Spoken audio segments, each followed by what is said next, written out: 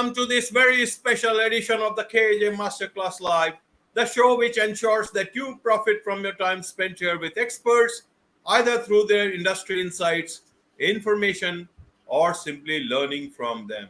And today we have Michael Mammina, Reinvention Leadership Professional, Master Life Coach with multiple certifications and global presenters professional experience. And his passion is to create the space for successful people to increase their self-worth and net worth while achieving their desires. Welcome to the show, Michael. Thank you so much. It's a pleasure to be here. You are welcome, Michael. And I'm sure a lot of people will certainly learn a lot from you about how to live life to their fullest, which everybody wants to, but is not able to. And that is where a master life coach like you is required. So first to understand from you, Michael, is that, in your understanding as an individual, as well as a professional, as a master life coach, is that what is the most important ingredient to live a fulfilled life? What do you say? What I believe is the most important ingredient is to love yourself and really understanding what that means. I use the acronym FLY, like fly, and that's to first love yourself. And when we could get to a place in our life where we truly can love ourselves exactly as we are for the essence of who we are, that's the secret ingredient. And a lot of people are like, well, how do I do that? Like that's a really big, tall order, but actually it's not. There's so many little things you can do to love yourself on a daily basis. And when you do that in repetition, that's the secret ingredient to truly loving yourself. Right, Michael. So, first love yourself, fly. That's what you say. So, if loving yourself is the most important ingredient to have a fulfilled life, why is it so difficult? Because we are with ourselves all the time, and whatever we do, mostly it is about us. Even if it's about our loved ones, it is also about us, because we feel that happiness by doing things. So why is it then that the most important ingredient that is within us or around us all the time, and still we find it so difficult to achieve that fulfilled life? Help us understand, because is it that difficult? Is it so easy that it becomes difficult because we are not able to see it all the time? It's like air. It's around us, but we are not able to see it. So how would you like to help people understand that this is something very important, most important, but you are not able to see it, or you got to see it in this manner? Help us understand the way you help your clients in terms of whenever they come to you for help. Absolutely. That's a great question. And it's a great analogy because, it's almost like a fish doesn't realize that they're in water. It's the same kind of thing with people. I always say, if you're standing in a room full of people, the only person you can't see is you. So oftentimes what we need to do is turn from the external world and really move toward our internal world. And we need to start looking at what we believe and how we live our life. There's a phrase that says that we are meaning-making machines as human beings. So we make everything mean something about us, no matter what the situation is. And especially as children, we don't necessarily know how to discern what's right or wrong. So what happens is when we're children, everything in our world, as we're navigating and we're learning how to walk through life, we reflect back on ourselves and we make it mean something about ourselves. And those things become very deep embedded beliefs, or as Carl Jung says, they're called shadow beliefs. They're beliefs that we hold inside of ourselves that then become our operating system, so to speak, for how we make decisions through our whole life and what we believe about ourselves. But those choices, those beliefs, those thoughts are not necessarily really the essence of who we are. They're just situations, or they're they're just results of situations that we experience in our life. So what happens, AJ, is we carry these beliefs all the way through our adolescence into our young adulthood, and then we oftentimes will still call upon those beliefs, like I'm not good enough, or I'm not worthy, or I'm stupid, or nobody likes me, or whatever the case may be that we determine as children. We'll carry that into our adulthood, and then we will put on personas, put on masks that stop the world from actually seeing who we are, the truth of who we are, because we've put on so many masks. So what I do with my clients is I work to uncover those beliefs that are no longer valid, that really don't serve them any longer. And when you could break through those beliefs and you could rewrite your story, so to speak, you could look at what we call what's fact and what's fiction. The fact is a fact in your life. My name is Michael. A fiction is nobody likes my name. So when I can break through those beliefs, and I could see that I make choices that are for my best good as an adult versus being stuck back on what I might have believed or made life to believe as a child, it can restructure or reinvent your entire way of looking at life. It gives you a lot more comfort. It gives you security, stability to actually move to the life that you truly deserve, and brings you so much more joy.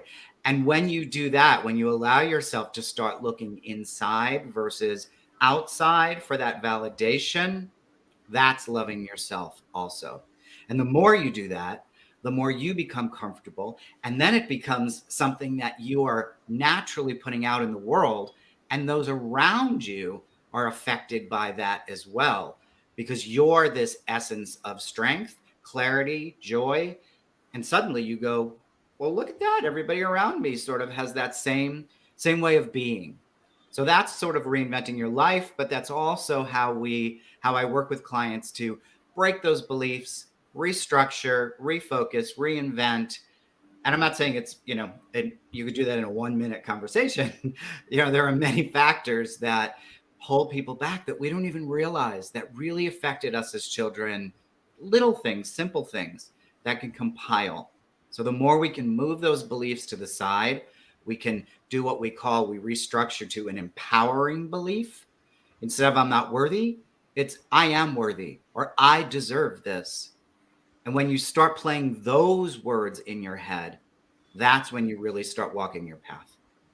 Make sense? Right, Michael. Yes, indeed. You have put it very, very well. Now, in terms of shadow beliefs, Michael, is that, you know, how as parents, how can they ensure that while raising their children, because children are a lot influenced by them, and then there is the society outside. Sure. So how can parents ensure that they are inadvertently, because or even sometimes by mistake or intentionally, without even knowing the difficult situations that the child will be in the future, how can they stop themselves from inculcating those or injecting those shadow beliefs in their children, because they love their children? So how can they do that? Secondly, uh, also, how should they be aware of what the child is absorbing from outside, and that is also creating a shadow belief? And along with that, now one another thing is the cultures. Now every culture is very different, and a lot of beliefs might be coming out of those cultural thing, and then suddenly the individual comes out in a very different setting, in an international setting, in a work environment, in a relationship which has moved from beyond that culture. So how do there are two aspects to it. One is the children part, so that you can nip the problem in the bud itself. And then the second part is that how do you balance those belief system that can be injected by different cultures, sometimes, those beliefs might be very good when you are there in that culture, but when you move out of it, that can be, something very, very, you can say, restraining for you in your growth as an individual in living life to your fullest. Yes. Yes, yes, and yes. What you're saying is absolutely true. You as a parent, the most important thing that you could do is listen to your child, is talk to them, is hear what they say, how they're perceiving things in the world. The first step for that, I want to take one step back, is the parent first needs to be aware. The parent has to make a conscious choice that I am going to sort of be careful about, if my child spills milk or something, I don't say, well, that was stupid. By using derogatory or negative ways of speaking to a child, that's when they start really taking those things on as their own. So the more we can create an environment as an adult that is supportive and nurturing, and I'm not talking about like overcompensating, but it's about being aware. Being a parent is a responsibility. So when you take that responsibility and you really say, I'm going to be conscious of the way I am actually talking to my child or responding to an action that happens to them in their life, that's one thing you could do. But first, you sort of have to do your own work to get comfortable with that, and you have to be aware of it. So that's the first part of it. And then second, what you said, absolutely, cultural, religious organizations, government, whatever it is, as soon as that child walks out of that door without you, you have no way of knowing what they're going to be affected by, what they're going to be hit by, the internet, like whatever it is, you have no way of knowing. So the best you can do is, again, at home, create a situation, create a life for your child and you or whomever else is in the home that's loving and supporting, and talk to them about what they potentially may be encountering when they leave the home, and that they can also at any time bring back some of those thoughts to you and have a conversation about what they may be feeling.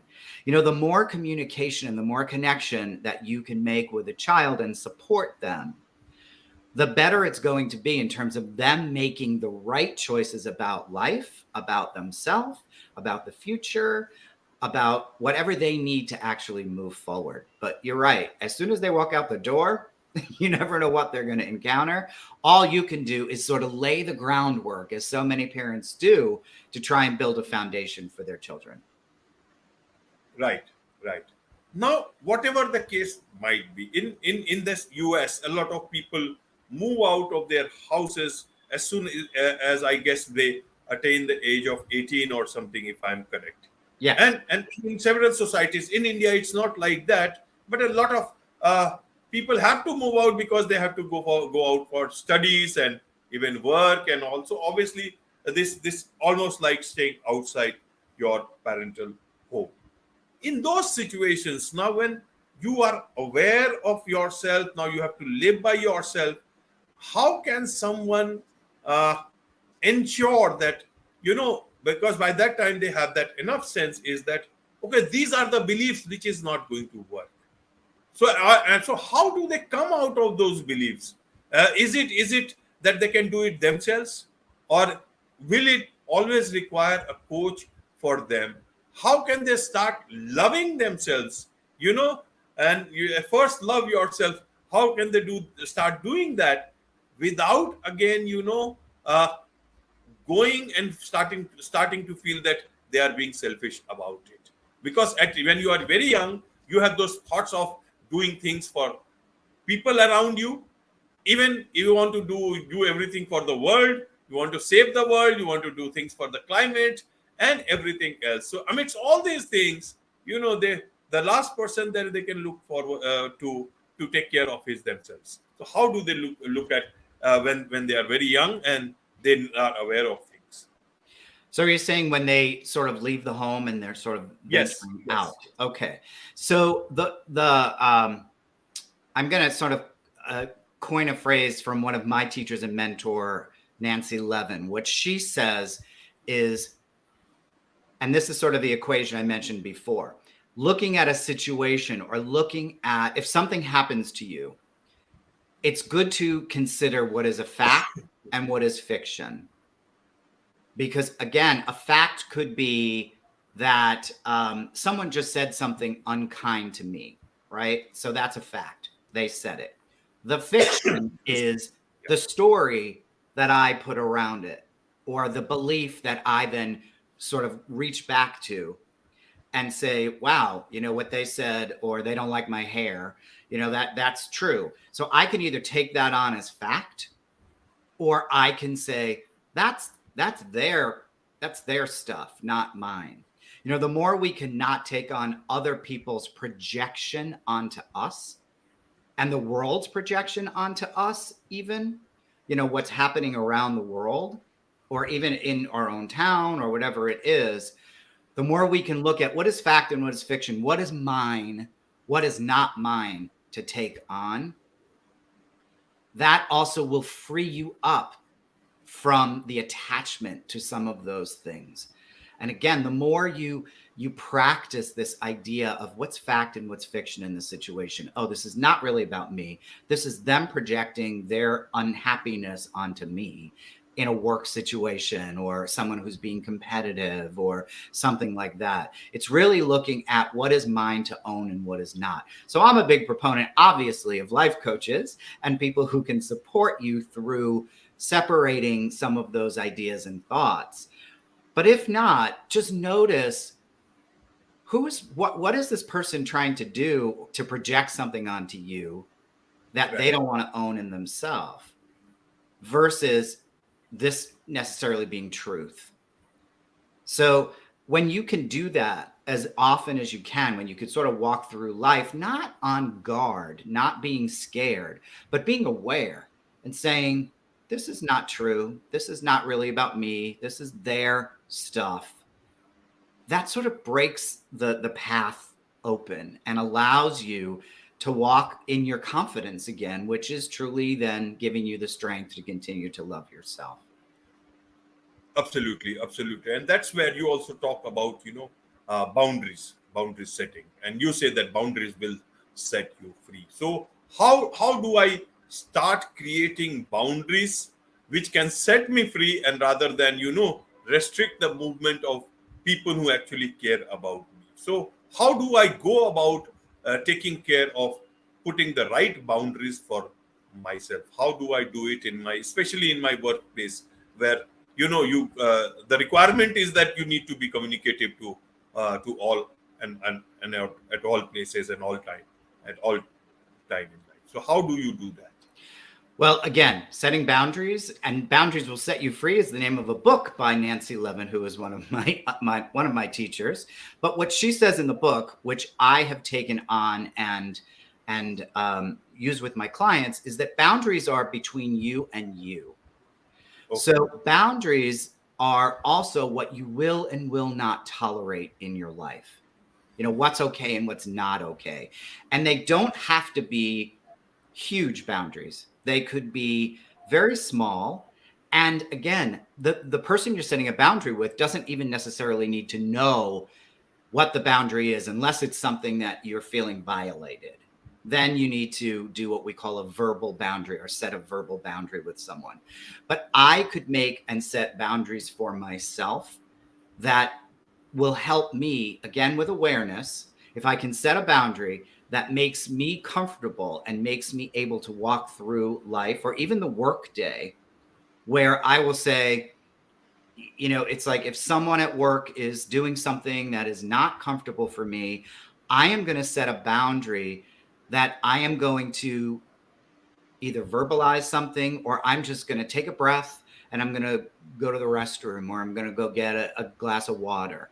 You know, those kinds of boundaries can actually take you out of an uncomfortable situation, but they're very simple. And the person that you may be having a conflict with doesn't even know that you've set that boundary.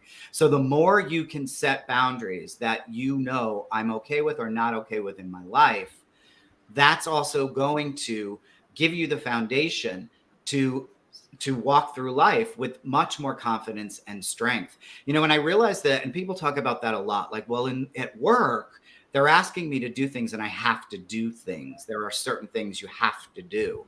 But even within the have to do's, there can be the opportunity for boundaries if you really work with them. You know, because here's the other thing that most people don't realize. If your boundaries are being crossed, the only person that's crossing your boundaries is you, because you are in control of your life and your boundaries, even to the point, and I realize not everyone can do this in the workplace, where you just say, I'm not doing this anymore. I'm leaving. I'm quitting. That could be a boundary. Like, if this happens again, I'm gonna have to leave. So that's where you can also do a verbal boundary, where I teach people how to script a boundary, how to say it to someone in a means that they're going to hear it. And then you stick to that boundary and you commit to that boundary. So boundaries have a lot of different levels. I actually do a 10-week program with people on boundaries, just to learn how to set, like, what's important to me, what boundaries do I need, and how then to facilitate and put them in place. Because when they're in place, when you can live your life from a place of boundaries of what you're okay with or not okay with, that truly will set you free, as Nancy says. So, Right, Michael. Right. boundaries is a bigger conversation. Right. Absolutely. Absolutely. So now let's come to the self-worth. And a lot of times, men especially, they always look at, okay, how much money I've got in my bank account. And then when you have enough, then you feel that, okay, your net worth, or the money in your bank account, or whatever your overall net worth is, that makes you start feeling good about yourself. And you feel that, okay, you are somebody now. But many times, everybody is not in that position when you have enough money, or your net worth is not great enough. And it can start impacting your self-worth. And that is why sometimes people lose their job.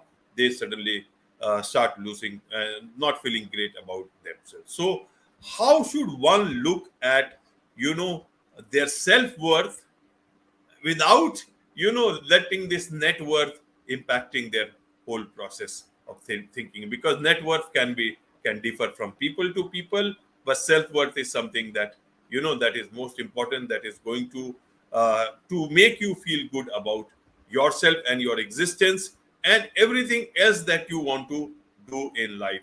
So how should one look at this self-worth thing, and what's the best way to look at it so that you lead a good life and fulfilled life? Yeah. And again, that's a bigger question. I do, again, a 12-week program on what I call worthy coaching. And it's really about looking at where you feel worthy in your life and where you don't. And so much of it, and there is a correlation. We always say, if you really want to understand your self-worth, look at your net worth.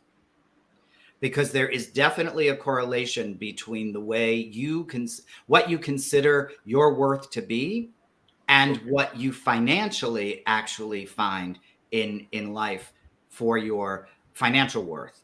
So self-worth is, again, so rooted in oftentimes those beliefs or those things that hold you back in believing that you are even worth being worthy. So there's a whole conversation around worth, and again, is there a quick fix to it? Not really, except being aware and looking for places in your life where you feel like you're being held back or you're not okay. Like, we know that so many people are uncomfortable, for instance, with the word selfish and being selfish. Right. But we believe that actually selfish is a really great measurement of your self-worth. Because, and I'm not saying being like, horribly selfish. It's putting yourself first, which also then leads to self-love, also, when you could put yourself first and realize that you are as important as everyone else in your life. And that starts touching on codependency and people pleasing and all of those kinds of behaviors that we do as human beings. When we can look at those behaviors and see how they correlate to your perception, because that's all it is, of your own worth, that's when we can start busting through some of those patterns and beliefs about worth. So self-worth is a very important part of the journey of reinvention because, again, so many times we correlate to, oh, my mother told me I was stupid, or my teacher told me I was stupid, therefore I can't go out and earn money. So when we bust open those beliefs and we say, well, that's not really true. Have you ever earned money in your life? Even if you earned, 50 cents? Well, there's proof that you can earn money. And then you start building upon that idea of you are worthy. And the more you can bust open those beliefs and you can reframe them and look at the patterns in your life, that's when you'll see, I am worthy. And when we can be worthy, that is one of the greatest gifts we can give ourselves, is understanding that we are inherently born worthy. It's the world that sort of moves us in the other direction. So we always try to get back to the middle, knowing that you're worthy. Wonderful, wonderful, Michael. You have put this, especially about this self-worth thing and the net worth thing, very, very well. And there is so much to learn from you. So how do people can know more about you, and how can they connect with you in terms of engaging with you professionally so that they can make their life better with your advice? I would love the opportunity to connect with any of your listeners. It is my joy to support people through learning all of these things about themselves. You can find me on my website, which is michaelmammina.com. Really easy. Actually, there's a free ebook there, 5 steps to getting the life that you really want. Get the ebook. And you'll be getting newsletters from me as well. So I would say that's probably the best place, michaelmammina.com. Check it out. It explains all of the different modalities of coaching that I do as a master coach. Also on social media, I'm there, Instagram, Facebook, all Michael Mammina, just my name. I'm all over there. And even on TikTok, you can find me. So yes, but get my free ebook. It's a great jumpstart for, you say, well, how do you do this without a life coach? Get the ebook. It's a great place to start. Wonderful, wonderful. With this, it's a wrap on this very special edition of the KJ Masterclass Live. Thank you so much indeed for joining us. Thank you. It was my pleasure.